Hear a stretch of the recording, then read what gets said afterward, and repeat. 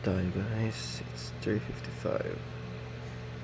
Siguro alis tayo mga 4:30. Try natin. Kape muna tayo. So yun. Good morning. Time check. Mag-alas 5 na. So bigla ang rides tayo. Papunta sa ito. Punta tayo ng Patapat Viaduct. Bigla ang rides lang. So test natin kung gaano o magkano ang magagastos sa gasolina puntang Patapat Viaduct. So tingnan natin kung gaano katipid yung itong Zontes, no? Naka full tank siya. Pero pinagas ko kasi ito sa Sarsario. Masardo, so baka kumain siya ng mga 3 liters. 191 kilometers yung distance, no? So dito guys, shortcut tayo sa Ilocos Sur. So di ko na-record yung ibang food. Then again, dito na ako sa San Juan, sa Ilocos Sur din. Guys, yun, no? Then chinek ko 2 bars na lang yung 2 bars na lang naman mga gas tank. So nandito ako ngayon sa San Juan. Ewan ko saan banda San Juan to, pero malapit. Medyo malayo pa, konti pa lang. 3 hours 4 minutes pa, 149 kilometers sa destination, Pagudpud. Okay. So yung guys, ang layo pa, may 3 hours tsaka 3 hours 4 minutes, 149 kilometers pa. So lagpas kalahati na, Pagudpud na tayo.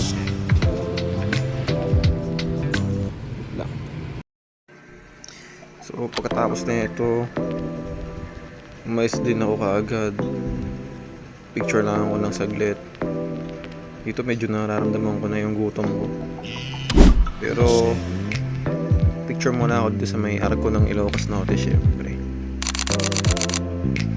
And so yun, update tayo.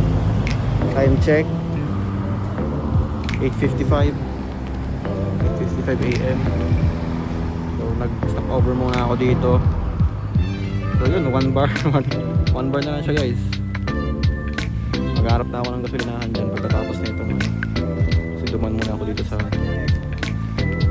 tumigil muna ako dito sa arko ng Ilocos Norte para mag-picture saglit. So yun, ulit meron pang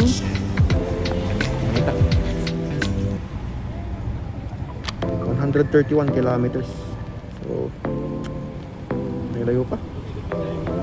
Let's go.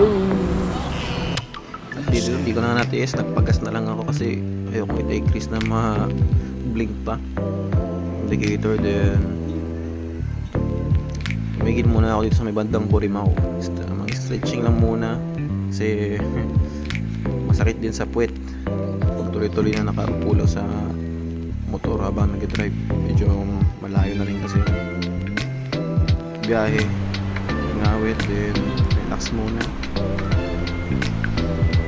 Tingin muna dito sa biyang dagat. Sobrang gandang view pala dito guys. Enjoy ko muna yung view. Ganda ng view.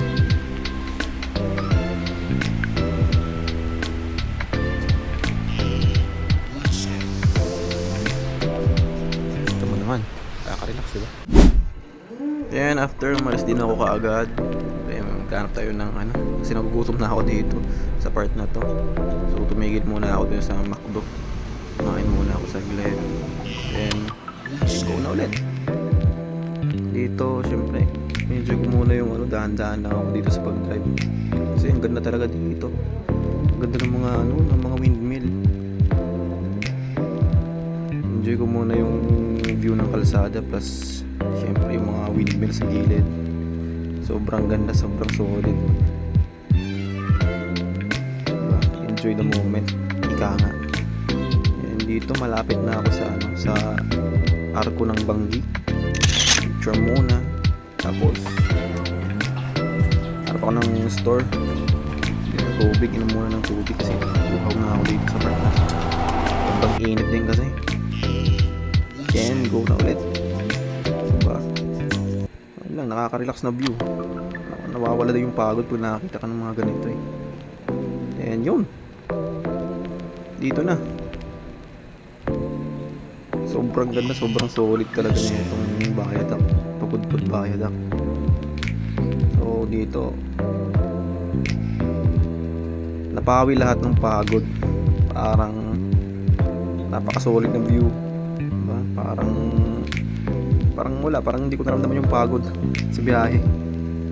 Dito enjoy ko yung view. Habang tayo lang muna sa motor. Yan, enjoy lang yung view ng dagat. Sobrang solid. Siyempre, hindi mawala picture tayo dyan. Bale, ito nga pala yung nagastos ko sa gas. So, sa meal.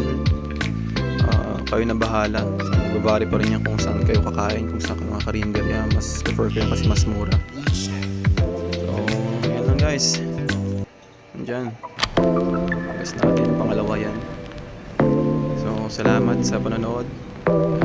Like, support. Thank you. Hal Rider PH.